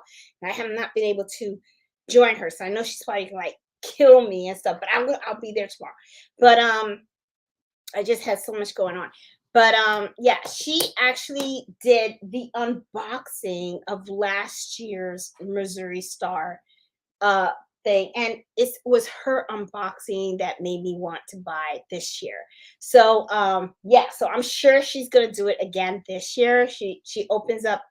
I think she does like, because it's day 1 to 25.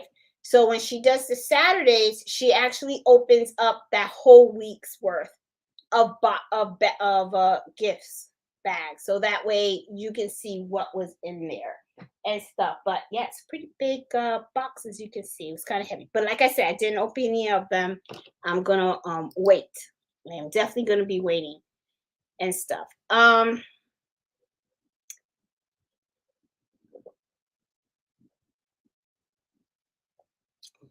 Let's see.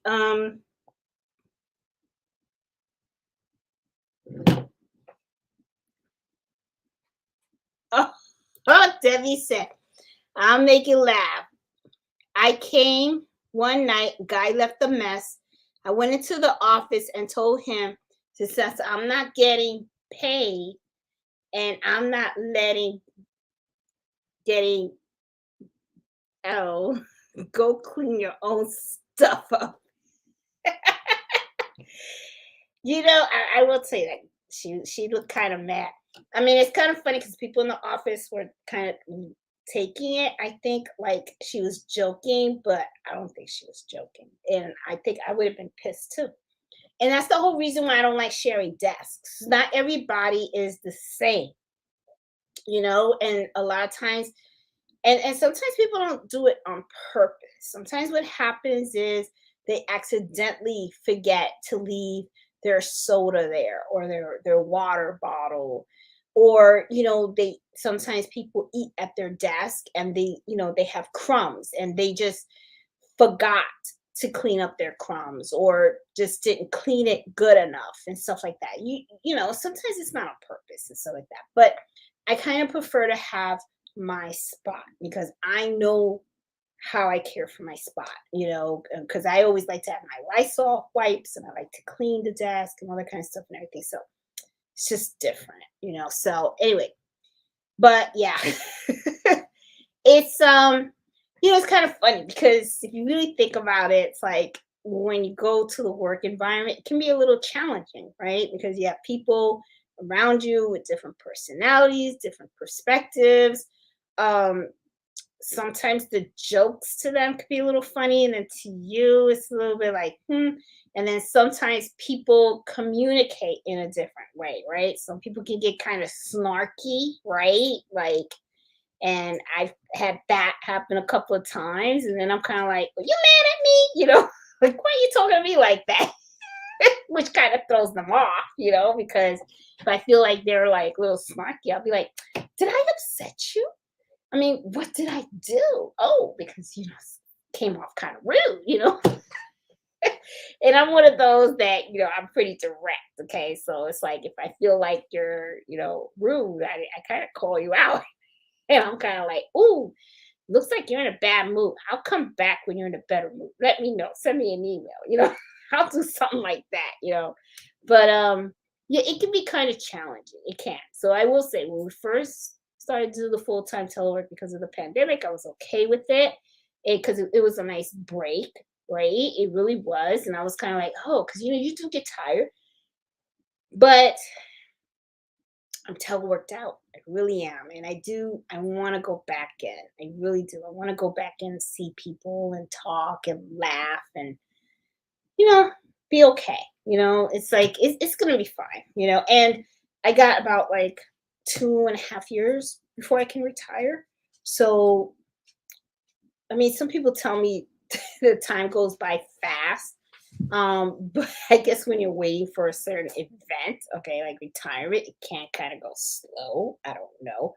But yeah, I got 2.5 years before I retire. So um and then I had to figure out what I want to do. I mean, because I did want to do this full time, but the thing is, this is work, but it's work that's here all the time. So I might have to get a little more creative. And when I start doing videos and stuff like that, maybe I'll go to different sewing shops and video there, or teach a class in a spot. I don't know, I'll figure it out. I'll figure out what I'm going to do and stuff like that.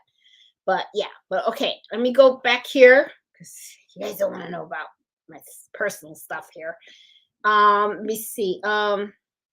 Even though I should do a question and answer one day, because I know some of you guys sometimes are a little curious, but maybe I'll do that. Christmas, yeah, Christmas lights are nice. They are. Oh, a kid said I finally started doing some shirts for myself. I'm only seeing some faint hoop burns. Do you have any suggestions for me? What? Okay, yes. Float. Float your items. Just don't hoop the actual shirt with the stabilizer, okay? Because that's where you get the actual hoop burns and stuff. Do the floating. Do the floating, okay?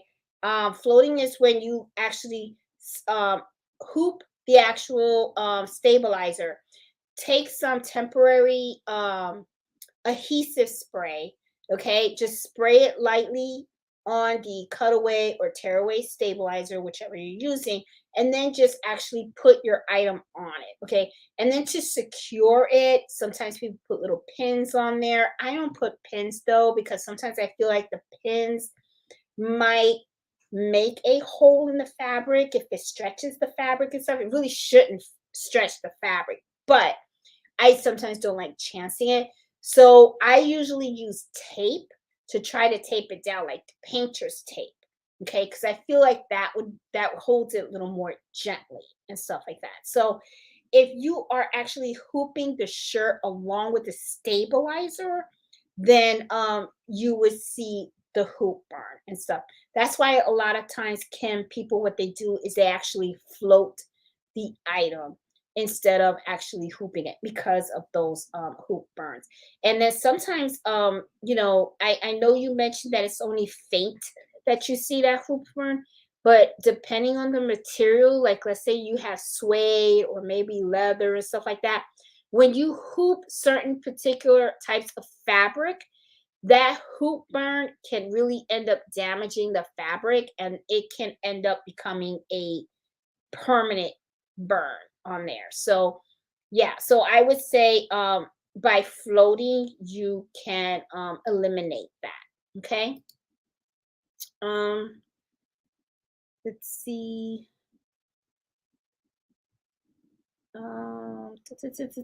Trying to. Oh, Kim said she has the mighty hoop, the ape. You should not be getting any hoop burns on that. Kim, if you're using a mighty hoop, because mighty hoops are flat. So they're, oh no, they're not.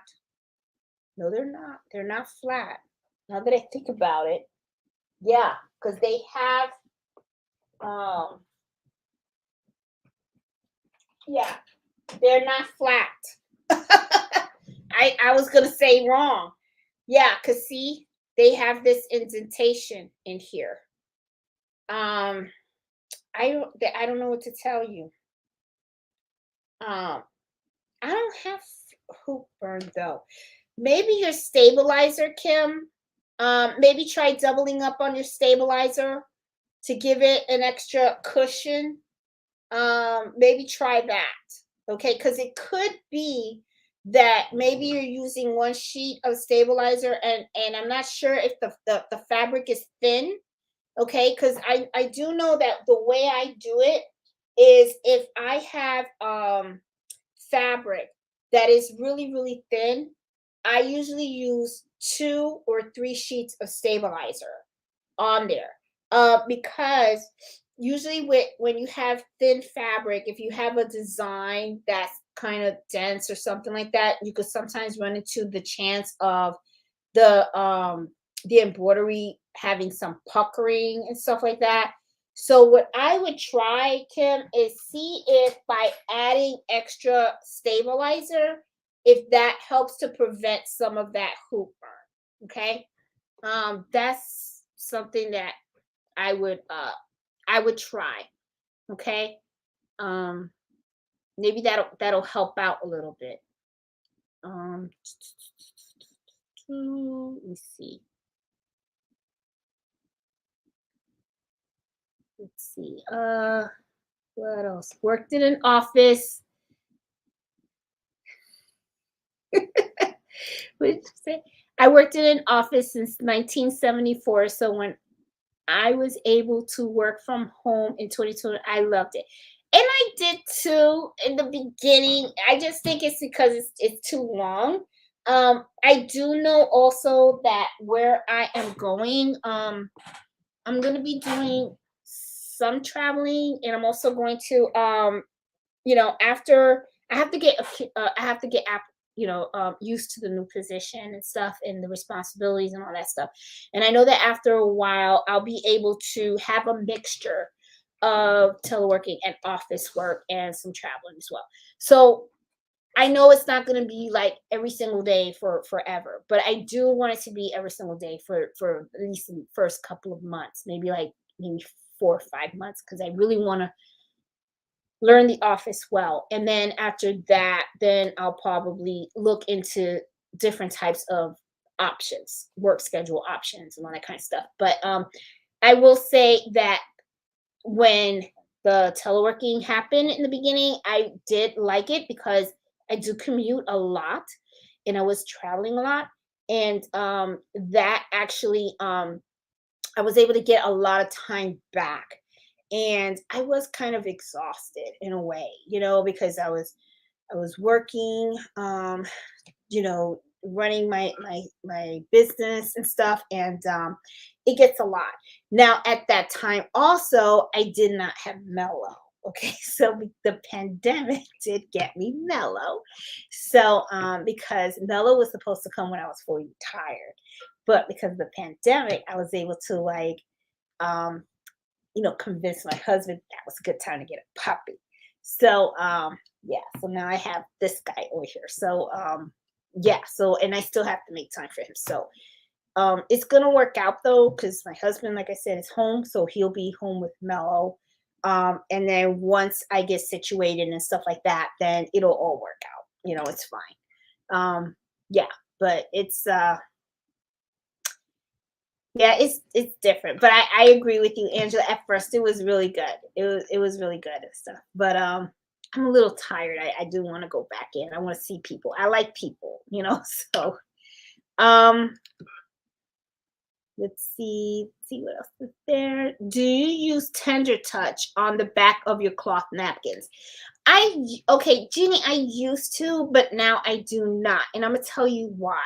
Because cloth napkins, they're used more frequently, right? Than, you know, and when you turn it around, putting tender touch on a on a on a napkin can sometimes, huh? You wanna say hi? I got my son here. Oh, did you just did you just stop? Did he just nip my son? Mellow. Carlito, you okay? Yeah, I just bit my tongue. You did? Yes. Well, say hi. Say hi. Mellow, stop. Oh my God. He just, see, there's Carlito. He came for the weekend. Don't leave yet. I'm gonna say bye soon so we can hang out a little bit. You don't want to hang out with your mom? It's late. I have to drive. Oh, okay.